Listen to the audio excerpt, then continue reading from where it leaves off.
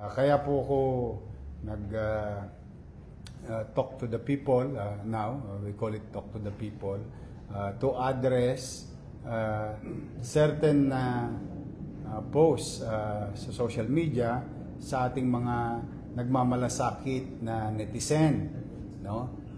Sapagkat may nag-repost nung video about sa Arten, but the incident happened May 2025. So ibig sabihin, hindi pa po tayo ang nakaupong alkalde noon, but i-update ko lang kayo para naman sa kapanatagan ng lahat. At nagpapasalamat naman ako sa mga netizen na talaga yung concern nila na tumulong sa taong bayan, sa mamamayan at sa pamahalaan na maging vigilant, no, sa mga Tolonges, lalo na dyan sa Arten.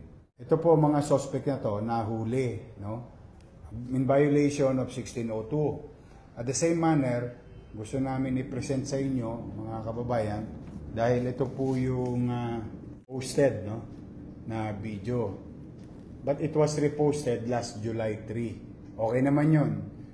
Wala namang masama. Hindi lang na-mention na yung nangyari ay May pa po nangyari. But then again, in response as much as we can to appease and to make sure that the peace and order situation in the city is really in order, no? Itong nag-viral na to na video nung May na nirepost nung July 3. Ito na po sila. Ito po sila. Sino si Puroy? Ikaw yun. Sino si Gerard? Mark Gerard. Ikaw. Ano pangalan mo? Ito yung minor de edad. Sinabi ko na sa inyo, huwag na kayo nangungulit sa Arten. Ayaw yung maniwala. So anyway, nahuli ho sila nagsusugal. Pero at the same manner, ito po ay properly identified. Now, the owner of the truck, na perwisyo. Maaari na po kayo magpunta sa Presinto 1 kay Colonel De Leon kung gusto nyo pong mag-file ng charges, theft. Kung gusto yung habulin itong mga individual na ito, sa ngayon meron silang kaso, 1602. Pero just the same, maraming salamat sa ating netizen. Malamang ito, De Leon, ang gusto lang naman talaga nito to remind us to do our job, which we agree. Kaya lamang ito yung nangyari ng Mayo pa. But it was reposted July 3. So just the same, ito po yung dalawang suspect na yun. Presinto 1, tangan-tangan po nila yung suspect at ngayon po idadali nila yan sa piskalya. Alright mga kababayan, isang mapagpalang araw sa inyong lahat at welcome po dito sa ating YouTube channel. For today's video, tayo po ay magre-reaction video dito po sa nakita nating live ni Mayor Isko kanina po sa kanyang Facebook page. Ang patungkol nga po dito sa kumakalat po na video. Ito po ay nag-viral noong May 2025, no? Actually, kaya ni-repost ko to, kaya tayo pa ay magre-reaction video ay para mabigyan kayo ng clarification dito nga po sa nag-trending na video na ito, no, dito sa Arten. Kung saan nilinaw po ni Mayor Isko na nung mga panahon na to ay hindi pa po siya alkalde ng Maynila.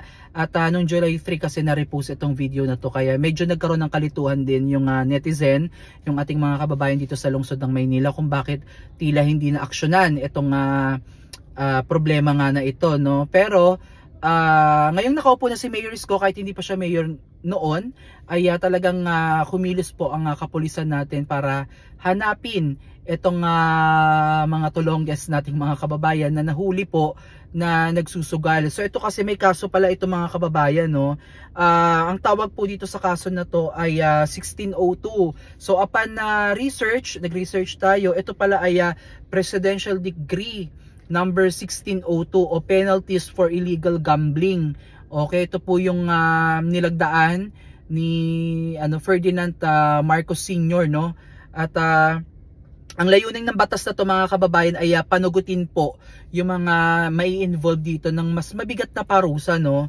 Ito po yung mga illegal na sugal na walang lisensya, kagaya po ng weteng, sakla, pati nga bingo mga kababayan na walang permit. So pwede din nilang hulihin yan. Meron din tayong mga bookies o yung mga karera. Basta lahat po ng sugal na walang lisensya ay po pwede pong makasuhan po iyan.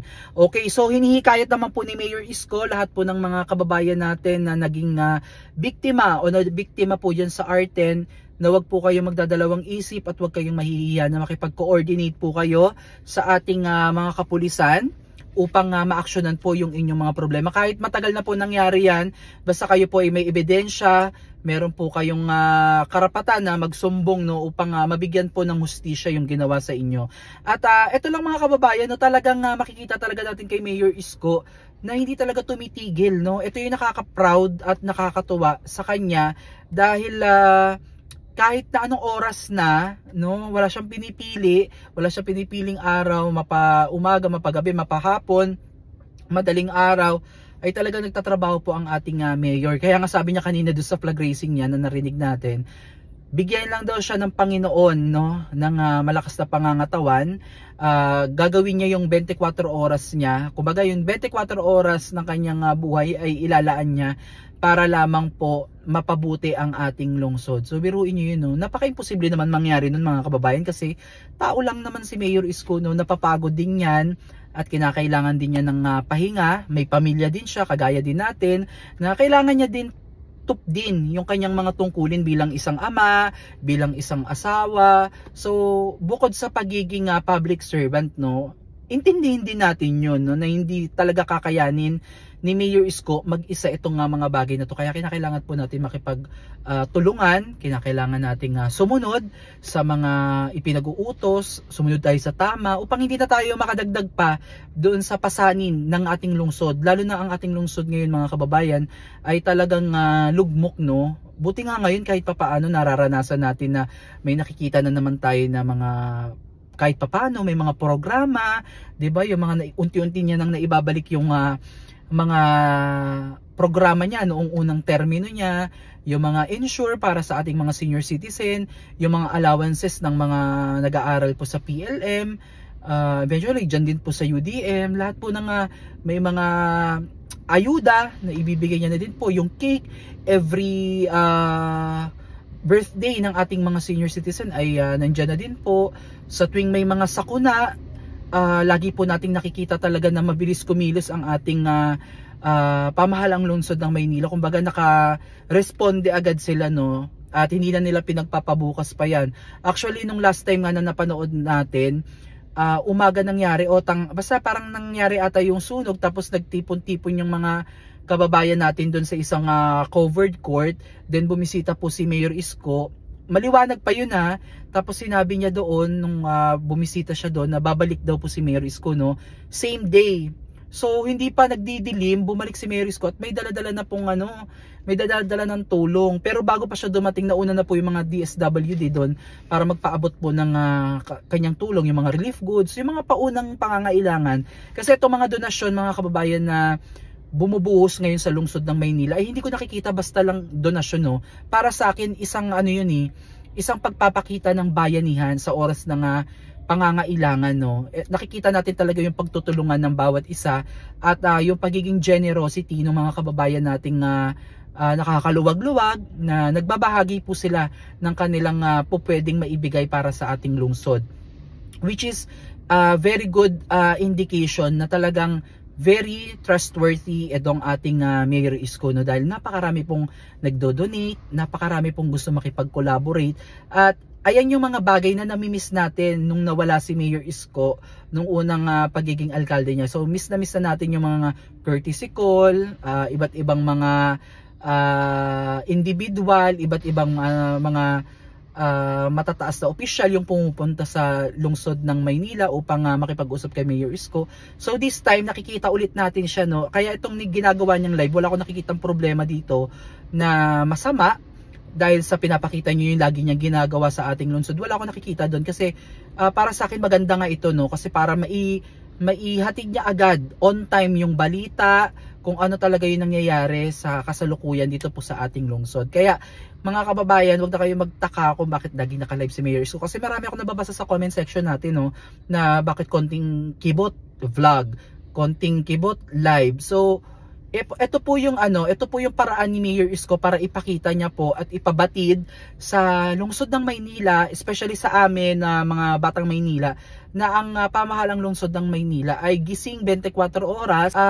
Ang pamahalaang lungsod ay nagsusumikap upang maibalik yung dating ganda, dating ningning at dating kaunlaran nitong bansa natin. So itong Maynila, parang maibalik yung vibrant ng Maynila at syempre yung tiwala, yung dignidad na nawala sa atin ng medyo mahaba ding panahon, no. So again mga kababayan, maraming salamat po sa inyong panonood at comment down below kung ano yung mga nagustuhan nyo pang mga ginagawa ni Mayor Isko, at kung meron pa kayong nais ipabatid o ipahatid kay Mayor Isko, pwede nyo ding i-comment yan sa ating section, at nagbabasa-basa kasi tayo ng mga comment at baka matulungan namin kayo sa inyong mga concern, mga gustong ipaabot kay Mayor Isko. So message lang po kayo dyan sa aming comment section at ating talakayin yan sa ating muling pagre-reaction video. Muli maraming salamat mga kababayan, at God bless po sa inyo. At muli sa mga kababayan natin, no, na nagsusugal, iwasan na po natin yan. Ang sugal po ay walang magandang maidudulot sa ating buhay. Baka maaari pa yan makasira ng ating pamilya, masira pa ang ating buhay dyan. Kaya itigil nyo na yan as much as possible, dahil ang sugal ay hindi yan sagot sa kahirapan, no? Hindi yan sagot para malutas ang inyong mga pinansyal na problema. So maging matalino at wag magpalamon sa ganitong sistema, dahil walang magandang maidudulot to mga kababayan, lalo na kung kayo'y pamilyado. Iwasan nyo po yan dahil masisira po yung pamilya nyo. Again, maraming salamat mga kababayan, at God bless po sa inyo, at kita-kits po ulit tayo sa susunod nating reaction video. Bye bye!